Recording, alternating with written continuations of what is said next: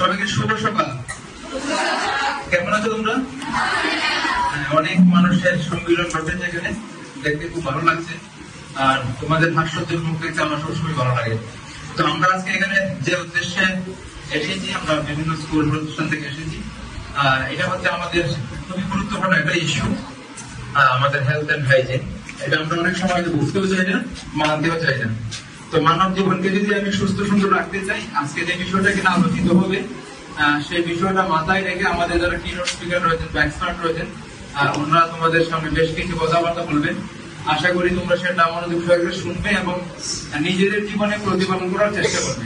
আমরা আসলে আমাদের নিজেদের স্বাস্থ্য নিয়ে এতটাই উদাসীন, আমরা ভাবি সারাদিন মনে ফেসবুকে থাকলে আমাদের স্বাস্থ্য খুব ভালো থাকে, তাই না?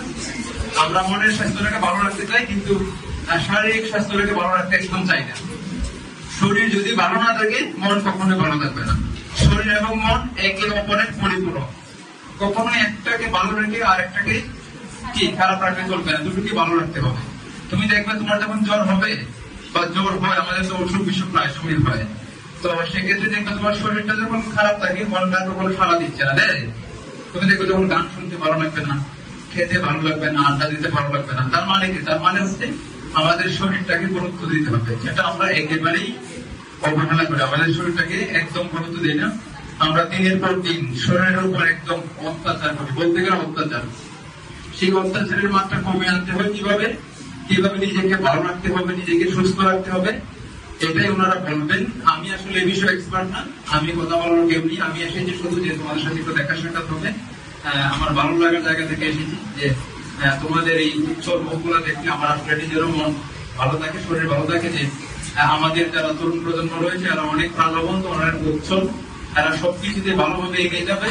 এই জিনিসগুলোকে আমি দেখার জন্য এসেছি যে তোমরা সবকিছুতে ভালোভাবে এগিয়ে যাবে, এই প্রত্যাশাটুকু আমরা তোমাদের কাছ থেকে নিয়ে যেতে চাই। আর এই যে তোমরা সবকিছুকে ভালোভাবে এগিয়ে নিয়ে যাবে, সেই এগিয়ে নেওয়ার পালাটা কিন্তু শুরু হয় নিজেকে ভালোভাবে গড়ে তুলতে। কিন্তু নিজেকে গড়ে তুলবে কি করে? তুমি যদি অসুস্থ থাকো, তুমি যদি প্রায় সময় সিক থাকো, তাহলে কি সেটা সম্ভব? সম্ভব না। তুমি যদি ধরো তোমার সামনে এসএসসি পরীক্ষা রয়েছে, তুমি এসএসসি পরীক্ষার আগে তুমি অসুস্থ হয়ে গেলে, পরীক্ষাটা কি ভালোভাবে আমরা দিতে পারবো? কোনোভাবে সম্ভব না। কিন্তু তো আমরা চাই যে আমরা একটা সুস্থ সুন্দর মন নিয়ে, শরীর নিয়ে আমরা আমাদের যে আগামী দিনের কার্যক্রম, লেখাপড়া বলি, দেশ গঠনে অংশগ্রহণ করি, সবকিছুতে কিন্তু আমাদের এই দুটো জিনিসের খুব প্রয়োজন। তুমি শরীর ভালো থাকতে হবে, মন ভালো থাকতে হবে। শরীর ভালো থাকলে তুমি মন দিয়ে দেশকে প্রেম দিতে পারবে। আমাদের যদি দেশ প্রেম না থাকে, আমরা কখনোই কিন্তু আমাদের দেশকে যে নতুন করে নতুন আঙ্গিকে গঠন করতে চাই, সেটা কোনোভাবেই পসিবল হবে না। তো আমি কথা বলবো না, যেহেতু আমাদের টাইম কনস্ট্রেন্ট, 1 আওয়ারের একটি ছোট্ট একটা অনুষ্ঠান আমাদের। যেহেতু তোমাদের এখানে অনেকেরই ক্লাস রয়েছে, আমরা চাচ্ছিলাম যে বড় পরিসরে করার জন্য, কিন্তু তোমাদের ক্লাসের আমরা অনুমতি করতে চাই না। সেই কারণেই আমাদের টাইমটা একটু কাটি করে 1 ঘন্টা নিয়ে এসেছি। তো আমি আজকের অনুষ্ঠানের শুভ উদ্বোধন ঘোষণা করছি এবং এটার পেছনে যারা কারিগরি দায়িত্ব